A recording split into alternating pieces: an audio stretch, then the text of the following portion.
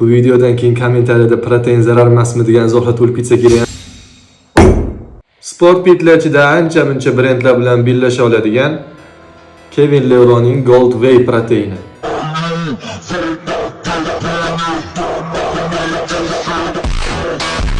Qo'limdagi protein 2 kiloli 66 ta ichga yetadi. Har bir porsiyasida 25 gram sof oqsil bor. Tabiiy ozuqa bilan solishtirsak, bir porsiya protein, ya'ni 25 gram oqsilda 100 gram mol yoki qo'y go'shti yoki 4-5 ta tuxumga teng. Endi o'sha siyqasiz ketgan savolga kelsak. Protein zararmi degan savol. Protein mutlaq zararsiz. Bu shunchaki sport fit ozuqa.